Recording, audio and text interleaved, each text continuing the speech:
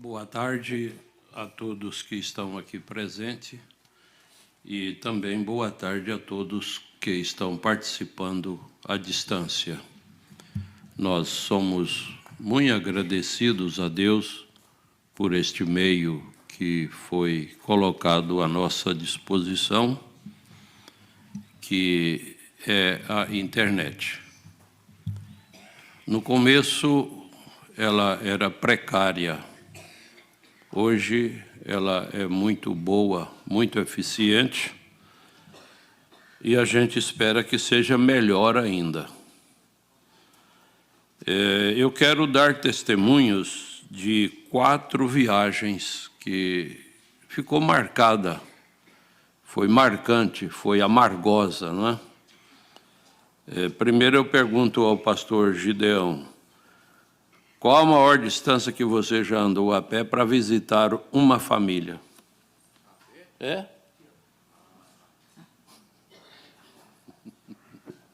Aí, pastor, a pergunta é difícil. Mas a pé eu acho que talvez uns 100 metros, 200.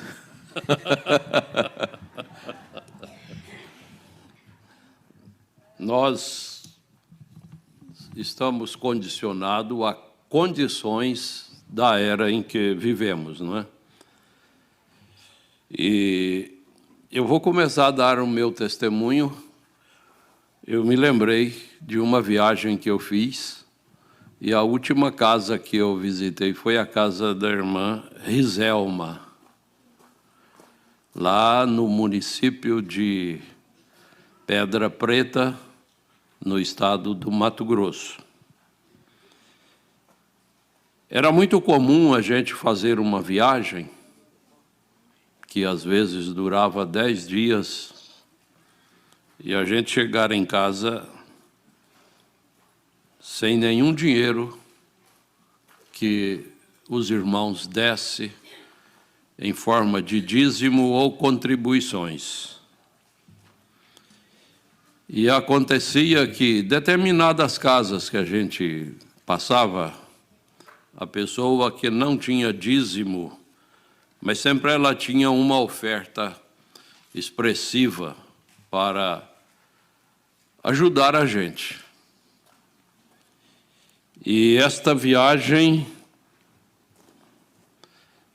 você é artista, corre lá no estúdio, tem um pedestal de parafusar aqui, ó. Pastor Jonas, o senhor não acha melhor assim? Eu vou sair daqui.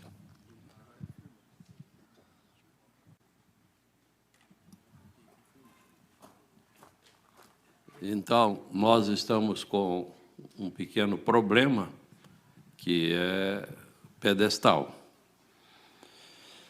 E eu fiz a viagem, e a maioria dos irmãos que a gente visitava era agricultores.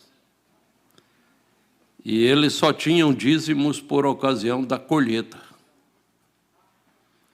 Não havia praticamente nenhum funcionário público, nenhum funcionário de alguma empresa.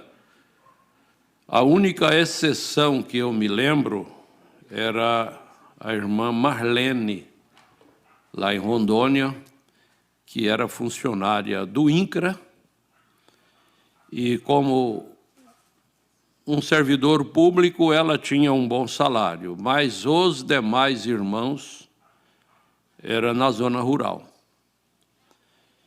E a irmã Rita de Cássia, eu vou fazer esse elogio público que ela merece. Ela sempre tinha uma oferta especial. O marido dela era um homem muito dinâmico, ele trabalhava numa fazenda como empleiteiro, e ele tinha prazer em dar dinheiro para ela contribuir com a nossa despesa de viagem. E a última casa que eu visitei foi a casa dela. E ela estava em viagem. A irmã Rizelma estava lá, era uma adolescente, não sei se ela lembra disso. Mas saí e fui para a próxima cidade, onde eu tinha que pernoitar, porque só tinha ônibus de manhã saindo dessa cidade para Barra do Garças. E eu contei o meu dinheiro e entendi que ele ia sobrar um pouco da passagem. Mas eu tinha que jantar, pagar hotel e comprar a passagem. A janta eu fui numa padaria, comprei algum lanche dos mais baratos, comi lá na padaria, comprei 2 pães, naquele tempo os pães eram meio gigantes, não é? Pedi para embrulhar e fui embora para a rodoviária. E no percurso da padaria até a rodoviária, escureceu. E eu me assentei num monte de entulhos de construção e fui molhando os pães com saliva e comendo os pães. Esperei anoitecer para ninguém me ver com aqueles pães comendo na rua. E de lá eu fui para a rodoviária, estava perto. E eu passei a noite na rodoviária, porque eu não tinha mais dinheiro que dava para uma refeição, nem para o hotel. Eu tinha que sacrificar a minha noite de descanso. Como sempre, eu sou muito bom para dormir, mas é uma noite muito comprida quando você fica numa rodoviária e vai ficando mais tarde, os movimentos vão diminuindo e, de repente, cessa tudo e você ali sozinho, fecha tudo e até que, enfim, apareceu o vendedor de passagem. Isso foi lá em Alto Araguaia, Mato Grosso. Quem conhece, eu saí de Pedra Preta e fui para Alto Araguaia. E então o dia amanheceu e eu comprei a passagem e sobrou moedas no meu bolso. A previsão da minha chegada em Barra do Garças era por volta de 2 horas da tarde. Eu não tinha jantado, tinha comido pães, não tinha dormido, passei a noite na rodoviária e quando chegou o horário de almoço, eu perguntei ao cobrador.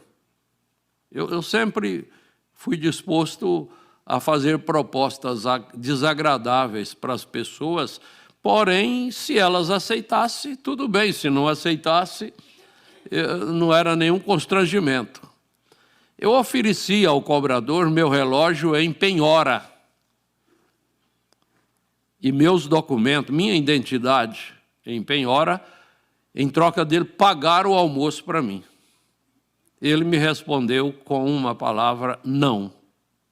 Tudo bem, então vamos embora, né? E naquele tempo eu tinha menos de 40 anos. Talvez uns 30. E olha o meu inimigo chegando aqui, ó, falando que já é hora de terminar, né? O relógio. O certo é que 2 horas da tarde a gente chegou na rodoviária. E eu estava tão fraco, tão debilitado, que eu pensei, eu vou embora para casa de táxi. De repente, a minha esposa tem dinheiro para pagar o táxi. E, novamente, eu chego em casa e pergunto para ela, eu falei para o motorista, espera aí que eu vou buscar dinheiro. Falei com ela, ela disse, não, não tem. Eu fui num vizinho, a gente deve ter crédito na vizinhança.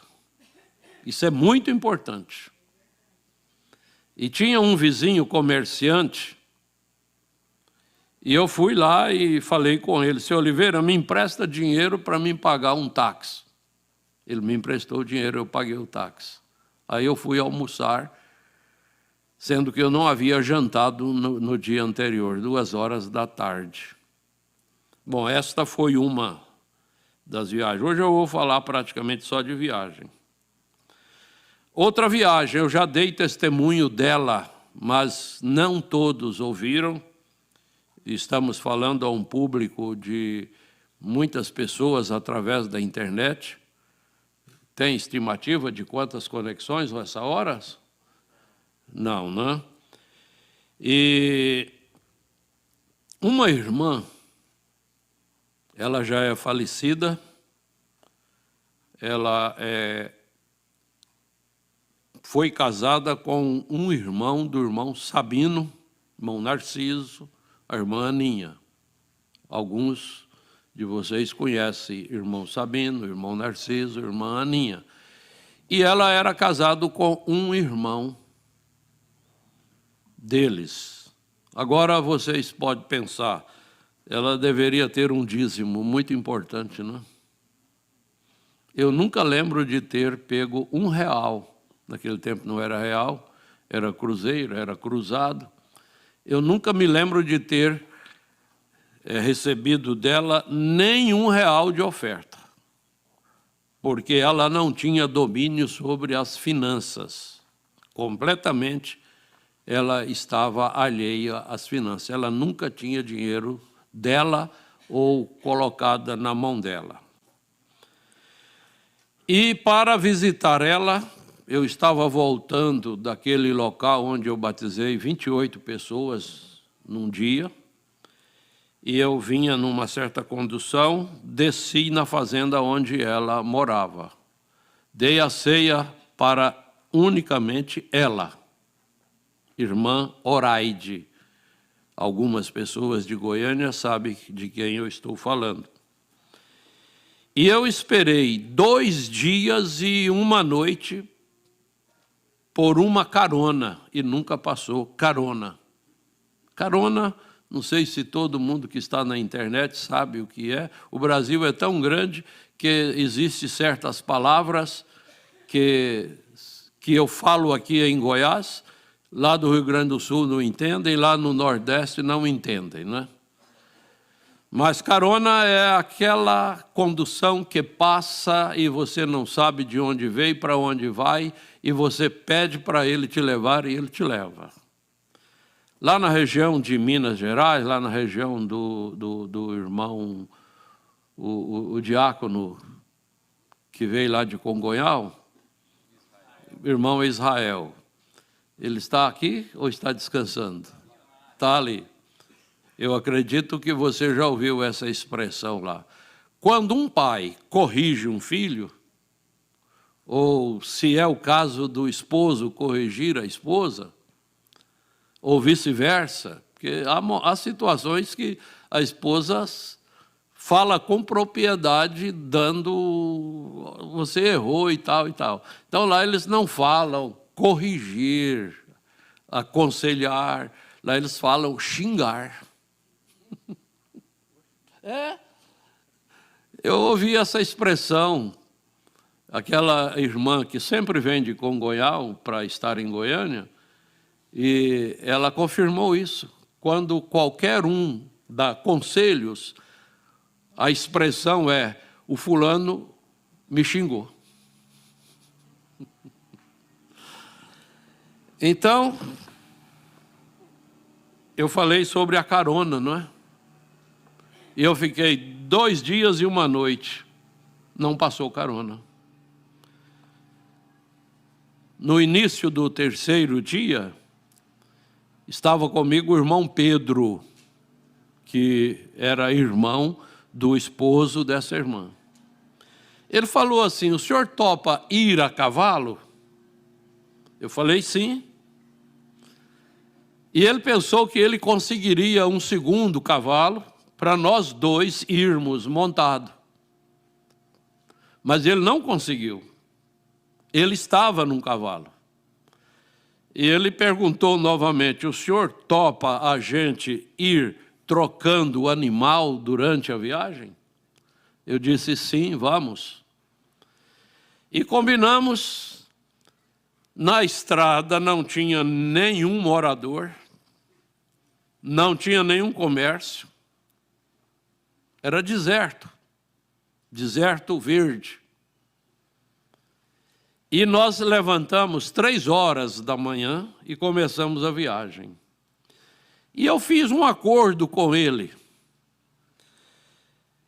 Nossos primeiros 18 quilômetros era terra seca sem córrego. Eu falei, eu vou no primeiro trecho, a pé. Começando às 3 horas e encerrando às 7 horas da manhã no primeiro córrego. Aí ele me entregou o cavalo e foi a pé, ele mais velho do que eu, cerca de 10, 12 anos. Mas eu já tinha andado 18 quilômetros a pé, das 3 até às 7 da manhã. Logo as mãos incharam, a aliança não queria mais sair do dedo. Eu usava relógio naquele tempo, eu usava, né? Hoje eu não gosto de relógio. Tem muita gente que não usa, né? Mas o relógio ficou apertado no pulso. E eu sabia que o período que eu ia andar montado era bem menor do que o que eu havia andado a pé. Mas eu sabia, e assim nós fizemos o acordo. Cada córrego a gente trocava. E assim fomos até por volta de 2 horas da tarde, quando o cavalo frouxou. 2 horas da tarde. Quem já andou a cavalo, a distância, sabe o que eu estou falando? O cavalo chega no limite. E aí ele não quer andar mais. Nós fizemos o seguinte, das 2 até as 4, ele puxando e eu tocando o cavalo. E o cavalo querendo deitar. Nós chegamos às 4 horas num local que seria Campinápolis. Hoje é uma cidade que tem aproximadamente 8.000 pessoas. O estúdio poderia ver para mim a população de Campinápolis hoje. Campinápolis, Mato Grosso.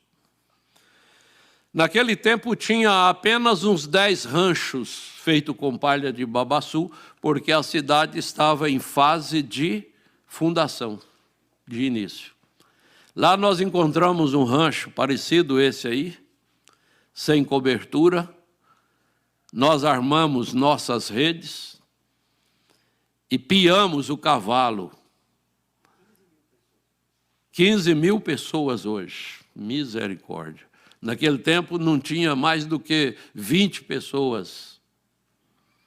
Piar o cavalo o que é? Amarra as 2 patas dianteiras do cavalo com a corda curta. Ele não dá conta de dar o passo. Para ele andar, ele tem que levantar as 2 mãos, as 2 patas dianteiras, colocar lá na frente, aí ele dá o passo normal com as patas traseiras. Isso por quê? Para ele não andar longe. E nós ficamos na rede 2 horas. E o cavalo solto, comendo alguma coisa que ele encontrava por ali. Para chegar no local onde eu ia posar, ainda tinha 11 quilômetros. Para chegar na casa do irmão Pedro, ainda tinha 17 quilômetros. Então, quando foi ali o sol começando a esconder, nós pegamos o cavalo, repetindo que ele, mais velho do que eu falei, agora o senhor vai montado. E eu fui a pé. Às 8 horas, nós chegamos no local onde eu ia posar. E o irmão Pedro ia mais 4 quilômetros para chegar na casa dele. E cheguei, fui ao córrego, tomei um banho, ninguém tinha banheiro em casa naquele tempo, tudo rancho. Irmão Samuel foi nascido lá na região, sabe direitinho do que estou falando, né? Irmão Samuel Cardoso. E só que quando ele nasceu, lá já era uma cidade, já tinha muita coisa bem diferente, não é? E quando eu fui para deitar, o que eu percebi? Quem arrumou a cama para mim dormir, pode ser que esteja me ouvindo lá em Nova Chavantina, que é a irmã Naide. Quando eu fui para a cama, que eu olhei, a cama foi feita com talos de babaçu. Isso aí, ó. Tirou todas as folhas, deixou só esse talo. E a cama foi feita com isso. E em cima tinha um colchão de palha. Quando eu senti a cama, eu pensei, será que eu vou dormir à noite? Mas, para minha surpresa, eu dormi só um sono. E depois, numa outra ocasião, eu fiz a medição desse percurso por onde eu viajei. Cheguei e constatei que eu havia viajado num dia 82 quilômetros. Por causa de uma única irmã que tinha muito tempo que não tomava a ceia. Estou falando nesta hora a irmãos e irmãs que viajam hoje para tomar ceia, 200, até mais, 300 quilômetros. Tem uma família, não vou citar o nome, que vem tomar ceia em Goiânia, que viaja cerca de 400 ou quase 500 quilômetros para tomar ceia em Goiânia. Os diáconos não sabem, talvez, os obreiros auxiliares não sabem, nunca vou falar, mas a pessoa, a família, tem pastor lá mais perto, mas a pessoa, ela escolhe o pastor que ela quer que seja o seu pastor, e essa família vem a essa distância de mais ou menos 500 quilômetros de Goiânia para tomar da ceia. Outra família vem de mais de 200 quilômetros e outros ali de mais perto. E na região sul também tem pessoas que viajam centenas de quilômetros para tomar da ceia, porque não tem um pastor perto delas que eles confiam. Vou contar mais uma viagem que fiz. Numa última viagem que eu fui, aliás, penúltima, que eu fui nesse lugar chamado Paraíso, onde eu batizei as 28 pessoas no mesmo dia. Por que esse povo mudou de lá? Lá era território indígena. Aliás, é território indígena. E por ser território indígena, eles foram expulsos da área. E na penúltima viagem, eu encontrei um caminhão que me levava a 35 quilômetros da casa do irmão que eu ia visitar. Normalmente era 2 dias de viagem que o caminhão fazia. E quando eu descobri esse caminhão, eu só tinha um aviso de rádio para dar, e o aviso dizia assim: Pastor Jonas pede ao irmão Cacildo lá no Paraíso para enviar cavalos lá na fazenda Chavantina. Também o irmão Samuel conhece. Fazenda Chavantina. O caminhão ia só até a fazenda. Normalmente era 2 dias de viagem, e aquele motorista, eu não sei o porquê, eu só sei que ele fez aquela viagem com pouco mais de 10 horas. Cerca de 270 quilômetros de estrada de chão. De estrada de chão, 150 de rodovia, que é a BR-080, que hoje é asfaltada, mas naquele tempo era cascalho, e mais uns 120 quilômetros de estradinha de fazenda. E o motorista chegou meia-noite na fazenda.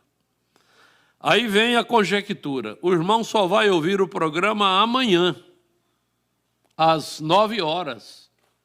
E se ele não ouvir o programa? Porventura o rádio pifou, porventura não tem pilha para o rádio, porque a cidade mais perto que eles tinham era 180 quilômetros, Nova Chavantina. E eu encontrei um colega, conversando com ele ia mais ou menos a metade da estrada comigo. E eu perguntei se ele topava viajarmos aquela hora, meia-noite, começando a viagem. E assim ele topou, só que ele ia comigo até a metade. A metade ele saía, andava 2 quilômetros, chegava na casa dele. E nós fomos 4h30 da manhã, chegamos no ponto final. E tomamos água, porque foi o único ribeirão com água que a gente encontrou. É o Ribeirão Couto Magalhães. Tomamos água, voltamos para a estrada, andamos mais alguns metros e ele saiu à esquerda, exatamente quem me socorreu da primeira viagem vendendo 2 litros de querosene. Lembram? Para a Lambreta. 2 litros de querosene, porque não tinha mais combustível, gasolina. E a Lambreta aceitava, com uma pouca de mistura de gasolina, ela aceitava o querosene. Não era jato, não, mas aceitava querosene, né? Porque o combustível dos jatos é querosene. Só que é o querosene de aviação, né? Um querosene mais apropriado, né? E até nesse local a gente fez com uma única parada, que foi no local onde tomamos água. Eu tinha uma mochila de aproximadamente 12 quilos nas costas. E quando eu saí da companhia dele, 4h30 da manhã, eu andava cerca de 20 minutos, sentava, soltava a mochila das costas. Eu vou fazer só a demonstração, depois eu volto ao microfone. Soltava a mochila, trazia ela aqui, fazia dela um travesseiro e até dormia. E quando eu fui chegar na casa do irmão, foi 10 horas da manhã. Eu estava viajando 5 minutos e descansando 10. Eu comecei viajando 20, descansando 5. O período de descanso foi aumentando, o período de viagem foi diminuindo. Sem janta, sem almoço, mas eu nunca viajava sem uma matula, nós chamamos lá no Mato Grosso, não sei, aqui em Goiás também eu acho que é a mesma coisa, né? Uma matula. A matula consistia geralmente em carne frita misturado com farinha, ou paçoca pilada no pilão, mas a maioria era carne frita misturado com farinha. Então eu tinha matula. E por providência de Deus, das 4 da manhã até as 10, eu nunca mais passei por uma água.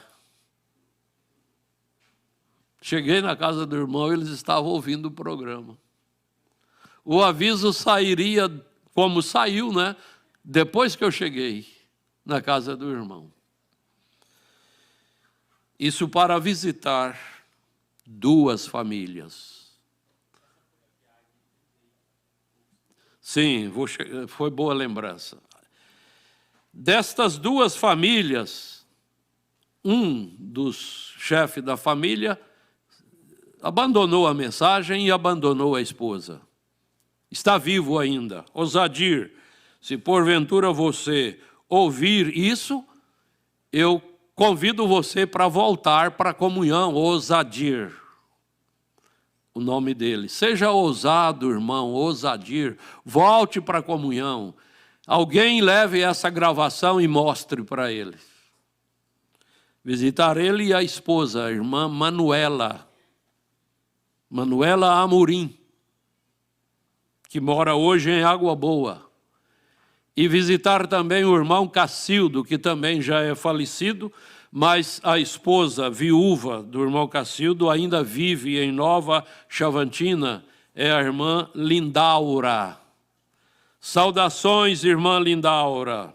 Deus te abençoe. No ano seguinte, eu fui contemplado com um carro por um colega pastor. Um carro fabricado no ano de 1966, que originalmente ele era com 6 volts a bateria, tudo nele funcionava com 6 volts. Mas ele tinha sido adaptado para 12 volts, e vocês sabem a adaptação como que é. Eu aprendi a ser mecânico de Volks durante um ano que eu fui dono dele. Desci o motor várias vezes eu mesmo.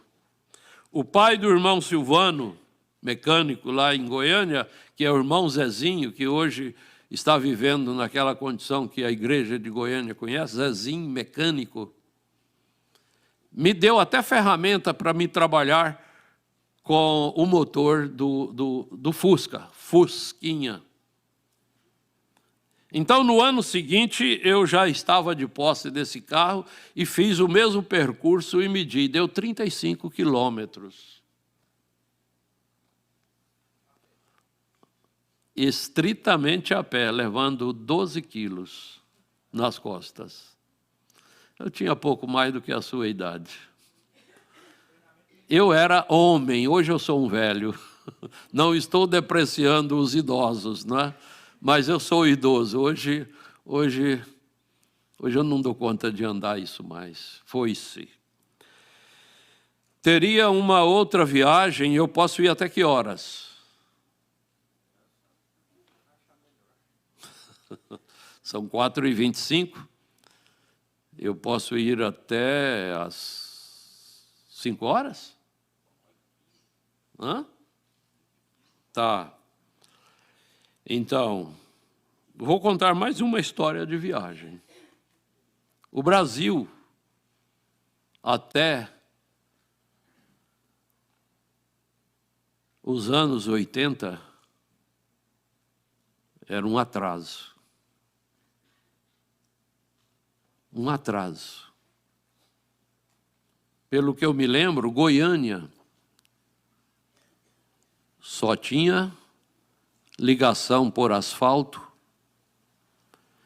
em Iporá, em Goiás, em Brasília e uma outra rodovia, aliás, a 153 em direção sul.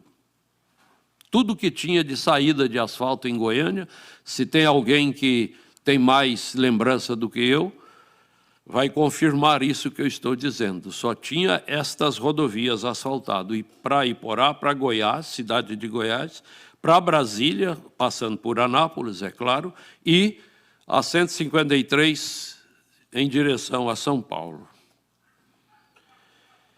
E eu fui, nas viagens que eu fiz a Rondônia,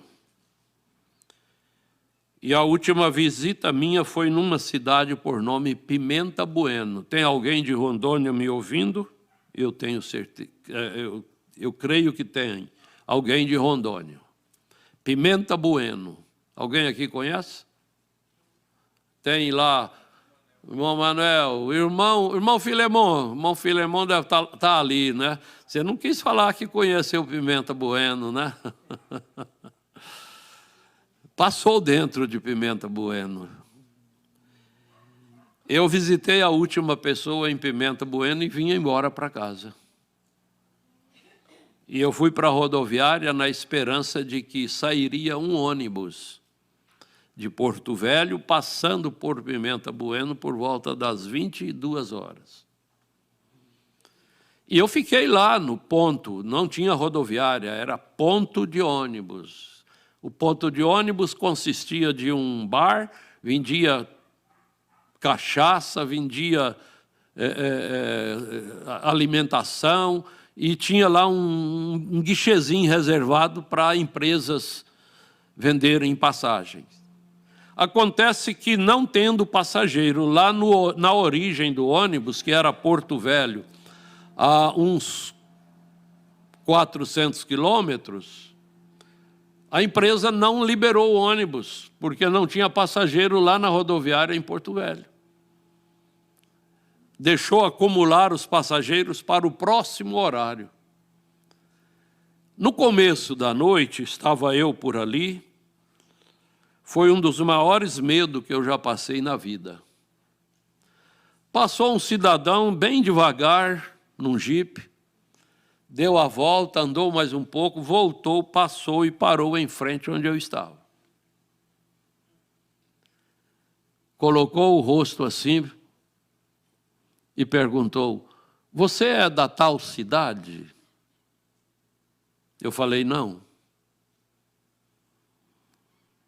Aquilo me deixou estarrecido, porque havia muitas pessoas que cometiam crimes em estados do centro aqui, de Goiás, de Mato Grosso, de Paraná, Rio Grande do Sul, Santa Catarina, e refugiava lá na região.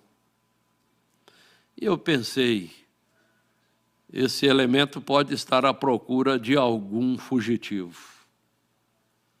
Se fosse a polícia, não era agradável, mas a polícia, pelo menos, cuidava da minha integridade, não é? Mas e se fosse um pistoleiro? Então eu fui para dentro do bar. Eu estava evitando ficar dentro do bar.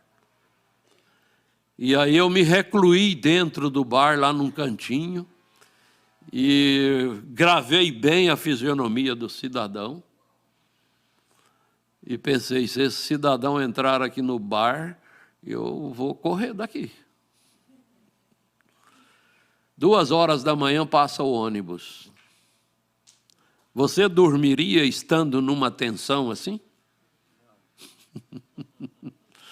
Acontece que quando o ônibus passou, tinha cerca de 20 pessoas sem poltronas, de pendurado naqueles suportes, que hoje os ônibus não têm, porque é proibido pessoas andarem em pé dentro de ônibus intermunicipal, né, interestadual.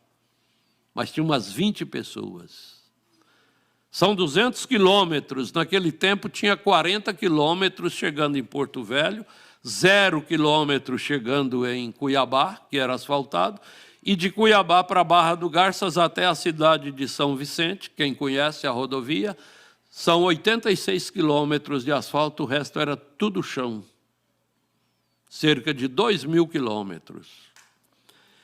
Quando chegou na primeira cidade, depois de Pimenta Bueno, que está na divisa do estado de Rondônia com Mato Grosso, que é Vilhena, eu desci primeiro e falei com a pessoa lá do guichê: se sobrar uma passagem, eu quero que seja reservada para mim, porque eu vou para Cuiabá. E ele fez as contas lá do jeito que ele entendeu e me vendeu uma passagem dizendo que havia sobrado um único lugar para mim. E eu corri e ocupei aquele lugar. De repente chega um passageiro com a passagem mais antiga do que a minha, com o mesmo número de poltrona. O moço falou assim: eu posso devolver o dinheiro para o senhor se o senhor quiser. Eu falei: mas você tem certeza que o próximo horário vai passar com vaga? Ele disse: não, não posso garantir. Então, na dúvida, vocês deixam eu viajar assentado nos degraus da porta? Era pertinho, sabe? Eu ia chegar logo. Era só 800 quilômetros de estrada de chão. Quem já foi em Rondônia sabe onde está Vilhena e sabe onde está Cuiabá. E saímos de lá e eu, sem dormir um minuto na noite, agora assentado nos degraus da porta, e de repente eu comecei a dormir, não podia recostar porque não tinha apoio, e eu viajei cochilando. Um dos motoristas, quando foi lá pelo meio-dia, por aí assim, ele disse assim, eu estou com dó de você. Naquele tempo eu era mais novo do que todos os motoristas e eles me tratavam você, né? Se fosse hoje, eu tenho certeza que eu sou mais velho do que não tem motorista da minha idade mais trabalhando em empresas, né? Ele falou assim, eu estou com dó de você, eu vou te dar minha cama um pouco. Porque naquele tempo, todos os ônibus tinham 2 motoristas lá naquela região e uma cama. Ou seja, um dos bancos foi transformado numa cama como uma poltrona leito de um ônibus executivo de hoje. Oh, mas que poltrona boa foi aquela! Depois de uma noite quase meio-dia, sem lugar para assentar. Por volta das 6 horas, das 18 horas, um dos motoristas parou e disse, olha, 1 hora, para quem quiser banhar, era assim, no final do dia. 1 hora para quem quiser banhar, jantar, qualquer coisa que você quiser fazer que pode ser feito aqui nesse período, desça do ônibus, vou fechar o ônibus. Eu falei com o motorista, eu quero ficar, porque é o tempo que eu posso dormir. O motorista concordou, fechou o ônibus, eu fiquei no ônibus. Foi 1 hora que passou muito rápido. E entramos no ônibus e vai. E eu cochilando, e cochilando. Por volta de meia-noite, um passageiro me deu a poltrona dele. E por volta de 2 horas da manhã, a gente chegou em Cuiabá. Tive que ir para um hotel, passar o resto da noite, o dia todo e viajar para Barra do Garças no começo da noite do dia seguinte, sendo que este seria o meu 25º dia de viagem.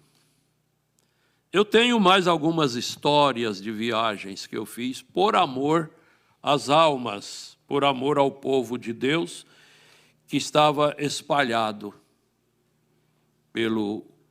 pela região de Rondônia e Mato Grosso. Oséias, você está com aquilo que eu te falei no ponto, aquela palavra do pastor Joaquim Gonçalves, por ocasião da igreja de Barra do Garças e região visitando Goiânia, tem você agora? Deveríamos ter falado previamente e eu negligenciei.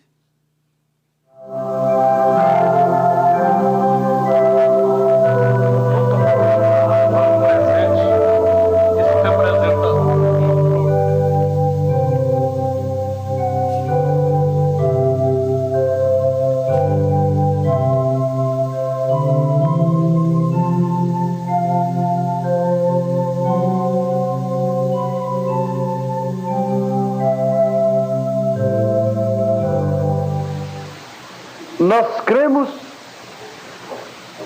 que este casal será um casal feliz e muito usado na obra do Senhor. Seria precipitado falar que está nos visitando o nosso sucessor, está nos visitando, estamos nos despedindo coletivamente. Eu gostaria que o irmão Oséias voltasse e mostrasse. Vocês lembram de ver o pastor Joaquim Gonçalves cumprimentar alguém da forma que ele me cumprimentou? Olha a forma que ele me cumprimentou. Congela. Nunca tinha visto. E eu creio que isto tem um significado. E o irmão José Divino sempre fotografava esses acontecimentos. E ele fotografou exatamente esse flagrante. E eu não comprei a fotografia, ali está a fotografia. E depois que ele entendeu que tinha que descartar as fotografias, ele foi distribuindo a quem interessasse. E ele me entregou e eu recebi, guardei, fiquei com ela talvez uns 2 ou 3 anos guardado. O dia que eu olho a fotografia, que eu vejo aquela postura da mão minha na mão dele e vice-versa, eu pensei, gente, isso foi aquele dia 4 de junho de 2000. E, de fato, é. E essa palavra dele, eu nunca esperava isso. Vocês permaneçam aqui, como estão, vocês verão a imagem, e eu vou fazer o reprise de alguma coisa que aconteceu aqui no Recanto, naqueles dias que o pastor Joaquim Gonçalves estava vivendo aquela tempestade na vida, e nós, cidadãos brasileiros e de todo o mundo, estávamos ameaçados também pela Covid-19, e normalmente a gente tomava a nossa refeição ali, em volta daquela mesa, uma segunda mesa ali ao lado. E geralmente eu fazia questão de não estar na mesa que ele estava, para dar prioridade para a família e pessoas muito próximas dele, que estava sempre nessa mesa aqui.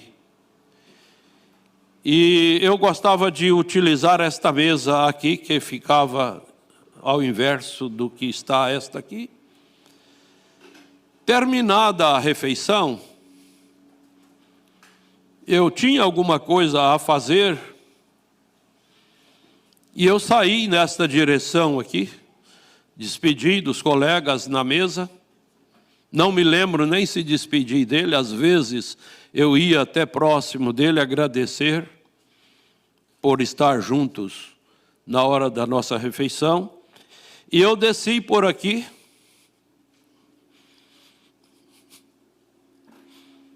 pensando em fazer alguma coisa.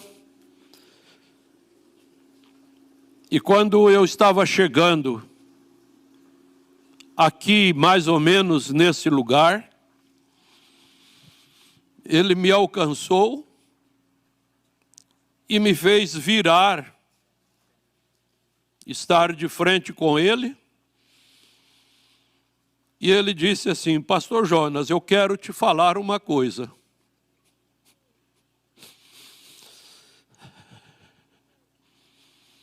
Na minha falta, você vai assumir a igreja de Goiânia. Me lembro exatamente de ter dito a ele: Pastor Joaquim, eu não sou capaz de assumir uma igreja como a de Goiânia. Todo o meu ministério foi em pequenos grupos. Mas ele disse: você vai dar conta. Ele olhando nos meus olhos. E eu às vezes não dava conta de olhar nos olhos dele. E ele disse assim: você vai ter o irmão Joaquim Rodrigues, que vai estar ao seu lado para te ajudar, porque ele, em outras palavras, ele quis dizer, ele é conhecedor dos problemas, das necessidades, da condição da igreja. E eu tive pressa de sair da presença dele, e saí. Quero fazer a seguinte observação fora do assunto. Estas mangueiras que estão aqui, onde eu estou, foi o último plantio que ele fez no Recanto. Ali tem mais uma, fazendo 2, outra ali fazendo 3, outra lá em frente à casa do caseiro, fazendo 4, outra em frente, o local onde o irmão Oséias e o irmão Davi sempre hospedou, fazendo a 4ª. A 5ª, logo em seguida, a 6ª mangueira. E a 7ª, deixa eu ver se eu contei certo. 1, 2, 3, 4, 5, 6, 7, 8, não é? Isto? 8. 8 mangueiras. Eu e o irmão Jura trouxemos estas mudas numa viagem que ele não veio. E eu preferi esperar ele vir, para que o plantio fosse feito sob a orientação dele. E quando ele falou estas coisas para mim a respeito da ausência dele, eu fiquei meio atordoado, e eu saí andando nessa direção aqui, pensando que ele voltasse, e ele me acompanhou. Eu fiquei sem resposta, fiquei sem argumentos, fiquei preocupado, nunca esperava algo dessa natureza e fui andando. Quando eu percebi que ele vinha após mim, eu esperei por ele e nós fomos juntos nesta direção. Lá ele havia dito para mim: eu tenho uma caderneta no meu cofre que eu coloquei o seu nome e o nome de outra pessoa. Ele não me revelou o nome desta outra pessoa. Ele disse, porém, risquei o nome daquela outra pessoa, só ficou o seu. E nós viemos andando, conforme ele gostava de andar, bem devagarzinho, conversando. E eu preocupei aquela afirmação que ele havia feito. Meu Deus, eu não sou esse homem. Eu não tenho essa condição. E nós nos assentamos aqui, com a frente para a área onde hoje é estacionamento.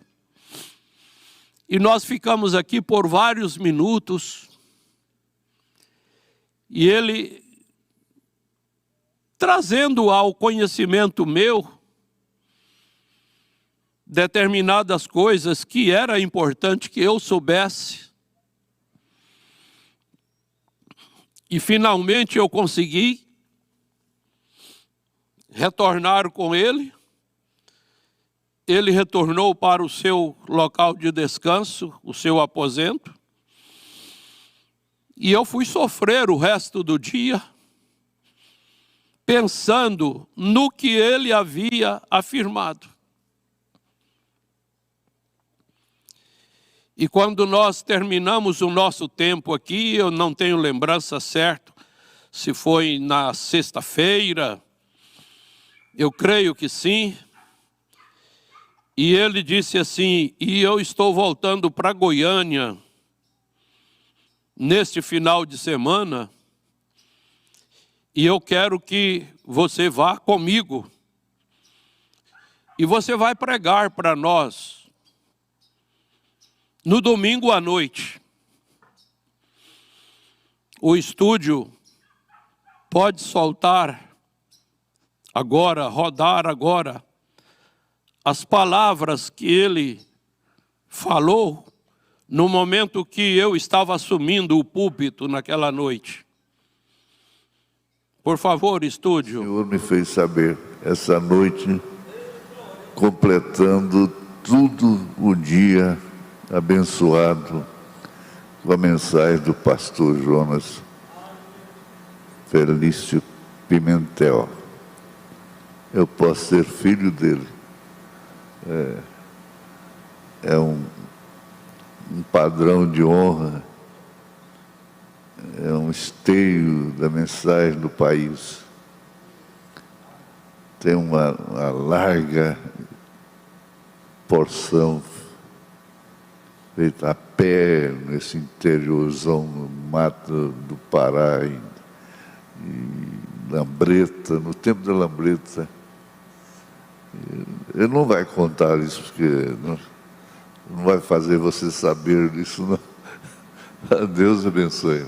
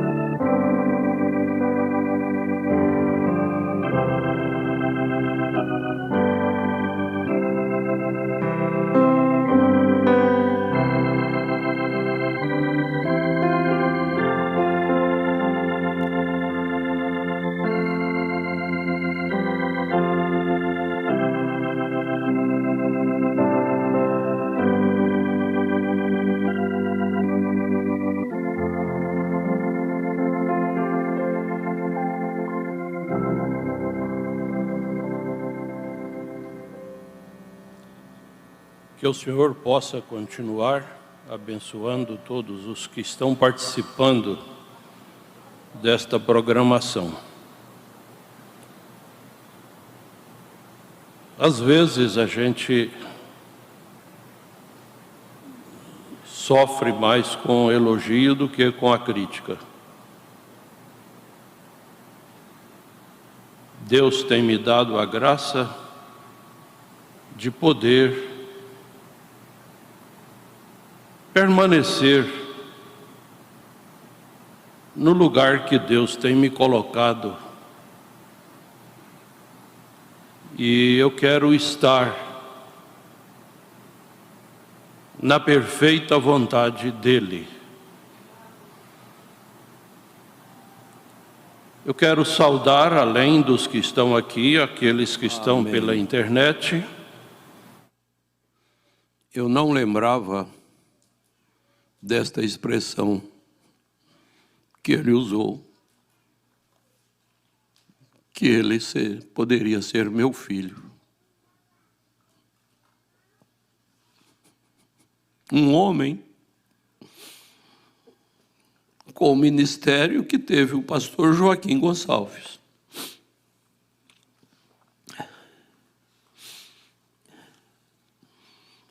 Usar uma expressão como essa, se o estúdio puder voltar Eu ouvi isso hoje pela primeira vez. Eu nunca tinha voltado a fita para ouvir. Hoje eu pedi ao irmão Zés para voltar.